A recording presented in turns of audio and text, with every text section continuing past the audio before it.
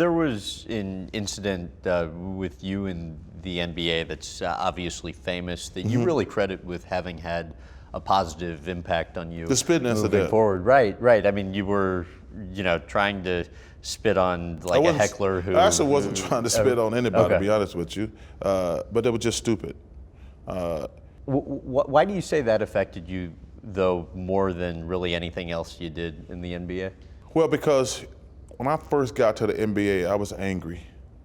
I was angry at Miss Gomez. Miss Gomez is my high school Spanish teacher. Whose class you flunked and you didn't graduate? I flunked that. And I didn't get to graduate. I had to go to summer school. Yeah. So I hated Miss Gomez. I was mad at my dad, because my dad, he lived in California. He came to see me graduate. And they didn't tell me right before I wasn't gonna graduate. So he just kind of reamed me pretty good. And I tell to myself, this is the last time I'm ever gonna let anybody control my life. I'm gonna stick it to Miss Gomez. I'm gonna stick it to my dad. I'm gonna stick to my high school. I'm gonna stick it to everybody and shove it up their face. So my first X amount of years, man, like when I was in college, I was just gonna kick everybody's ass. I was just gonna maul anybody got in my way. And then I get drafted to the NBA. So then I still got the same attitude. And then I forget when the spit incident happened. It was probably my third or fourth year at the NBA. And I remember I got suspended, obviously, and should have. And I remember sitting in a hotel room. And I was like, dude, what the hell is wrong with you?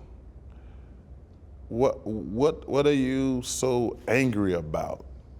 The next couple of days I sit down and I said, okay, it wasn't Miss Gomez's fault you flunked Spanish. Okay, let that go. And then my dad, I says, hey, it didn't work between your mom and dad. He did fly from LA to Alabama to see you graduate, and you, big dummy, didn't graduate. Okay, that's on you too. Okay, you don't have to be mad at your high school, you flunked Spanish. And then from that day forward, every time I played basketball, I said, just let people see your talent. You don't have to be mad at anybody else. And so that was the turnaround for me. Because, and I've used this analogy, whether you Ron Artest, Mike Tyson, Dennis Rodman, guys I respect as people. But I think they played like I did, on the edge. But I think if you play sports on the edge, it's not a matter of if you go off the cliff, it's just a matter of when. For more clips from this interview, visit GrahamBensinger.com.